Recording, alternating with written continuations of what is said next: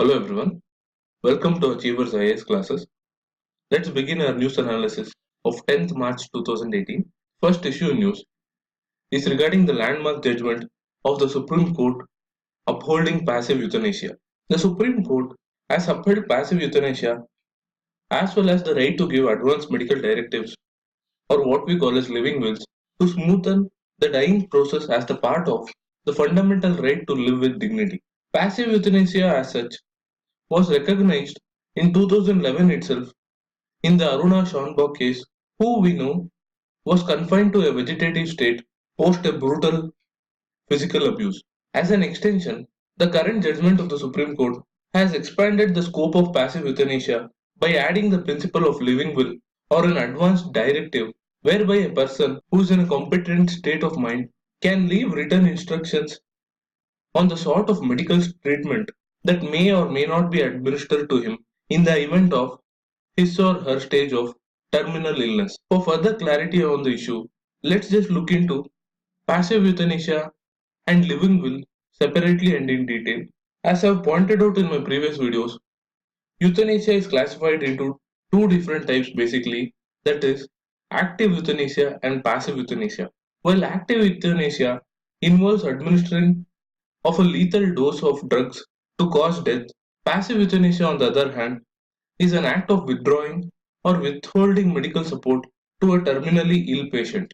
The current Supreme Court judgment has interpreted the right to die with dignity as a fundamental right under Article 21 of the Indian Constitution.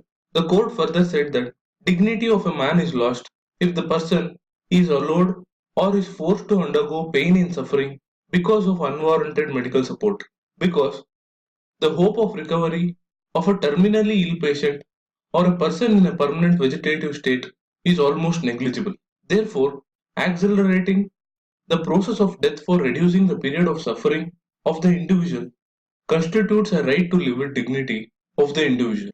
The court further highlighted how societal pressure and fear of criminal liability by the relatives of an individual and doctors has led to suffering and undignified deaths, thereby giving a legal status to advance directives in which the right to a dignified life is as determined by an individual in a competent state of mind.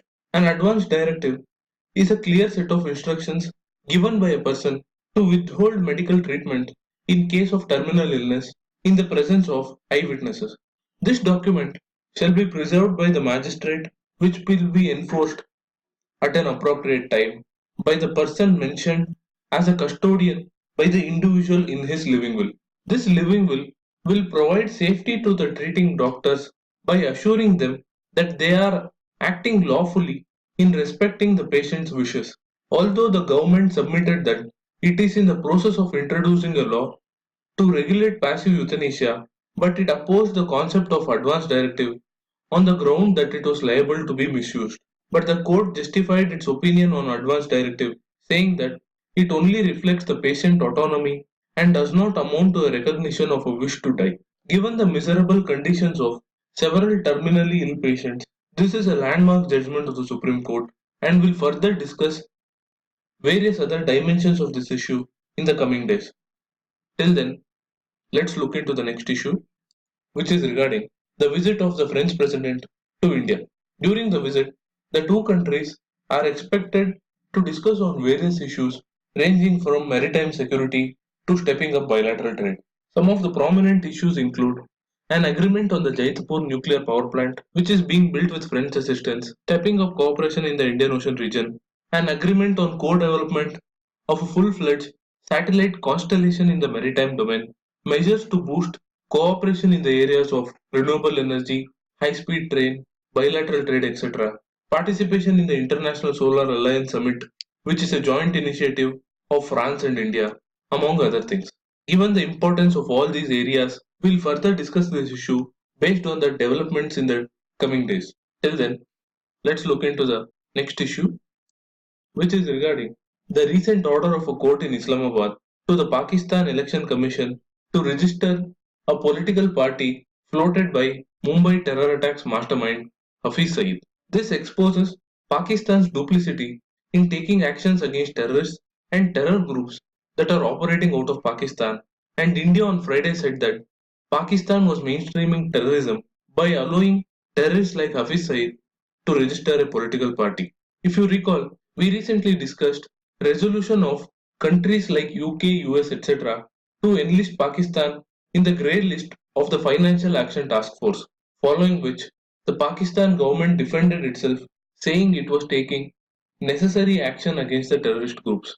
The recent court order trying to mainstream a terrorist organization just shows how Pakistan uses terrorism as an instrument of state policy to maintain its importance in the region. Now let's look into the next issue, which is a continuation to our discussion yesterday regarding potential solution for peace in the Korean Peninsula. We saw yesterday what are the challenges in the Korean Peninsula and the recent offer made by the North Korean leader to initiate dialogue with his American counterpart.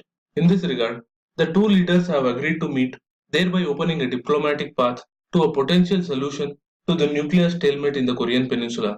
The US government has, however, clarified that there will be no let up in pressure on North Korea, and denuclearization remained the ultimate objective of the US in the Korean Peninsula.